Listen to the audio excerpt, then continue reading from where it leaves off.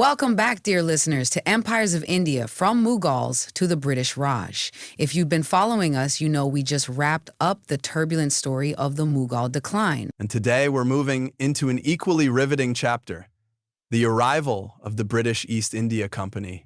It's a tale of commerce, cunning, and conquest, where a trading company transformed itself into the de facto ruler of India. This story will explore the early days of British trade, their clever strategies, and the political chessboard they used to gain power in a fragmented India.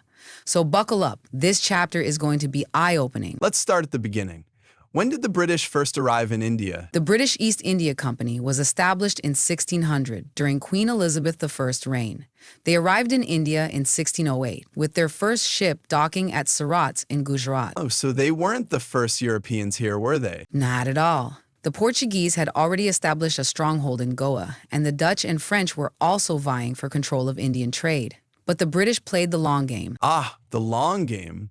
And they were here for spices, right? Initially, yes. Spices were incredibly valuable in Europe at the time. But soon, they realized India had much more to offer: textiles, indigo, tea, and eventually, a market for their manufactured goods. Here's where it gets interesting. The East India Company didn't just set up shop and start trading. They negotiated farmans, or royal decrees, from the Mughal emperors to conduct duty-free trade. Wait, they didn't have to pay taxes? That's quite the deal. Exactly. For example, in 1717, Mughal Emperor Farrukhsiyar granted the company a farman, allowing duty-free trade in Bengal.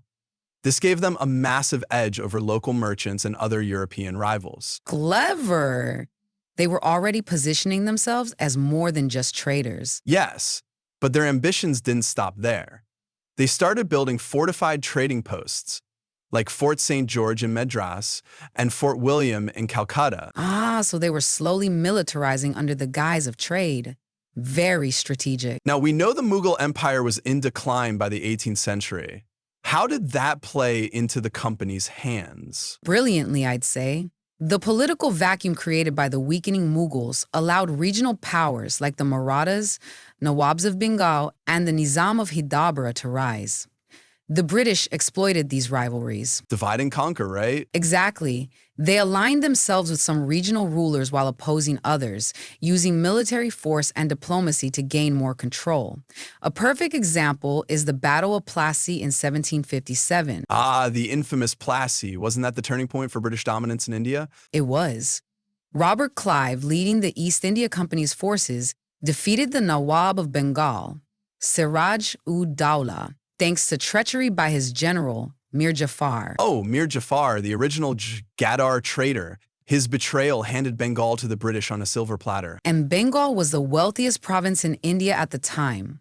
Winning Bengal gave the British access to immense resources and revenue, funding their further conquests. So, how did the East India Company go from being traders to rulers? It was a gradual process. After Plassey, the British solidified their control with the Battle of Buxar in 1764, where they defeated a coalition of Indian rulers: the Nawab of Bengal, the Nawab of Awadh, and the Mughal Emperor Shah Alam II. Oh, that's like defeating 3 bosses in one go. What did they gain from that? The Treaty of Allahabad in 1765 was the outcome. The Mughal Emperor granted the company the Diwani rights, or the right to collect revenue in Bengal, Bihar, and Orissa. So they essentially became the tax collectors for a huge chunk of India. Exactly. With revenue pouring in, they expanded their army, crushed local resistance, and began governing like rulers. By the late 18th century, the company controlled vast territories in India. But wasn't there a phase where they pretended to rule indirectly? Yes, this is often called the dual system of governance. They kept Indian rulers as nominal heads while the real power lay with British officials. This allowed them to avoid direct blame for unpopular policies. Ah, so they had a puppet show going on, with the company pulling all the strings behind the scenes. Exactly. And this duality allowed them to consolidate power while appearing to respect local traditions and authority. By the time the 19th century rolled around, the British East India Company was essentially the ruler of India, wasn't it? Yes, though there were still pockets of resistance, but their control over trade, administration, and military gave them an unassailable position, and they weren't just ruling. They were extracting wealth on an unimaginable scale. Oh, like the $45 trillion that Shashi Tharoor mentioned in his book? Exactly, the East India Company's policies led to the deindustrialization of India and impoverished millions while enriching Britain. And so, from humble traders to masterful conquerors, the British East India Company laid the foundation for nearly 2 centuries of colonial rule in India. It's a chilling story of how commerce can turn into conquest. But the story doesn't end here.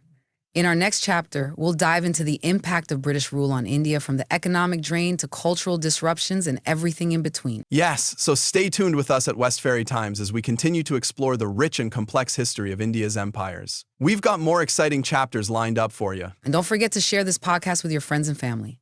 Spread the knowledge, and let's keep the conversation going. If you enjoyed this episode, make sure to subscribe so you never miss a chapter. Until next time, keep learning, stay curious, and, as always, thank you for listening to Westferry Times. Take care, everyone. See you in the next episode.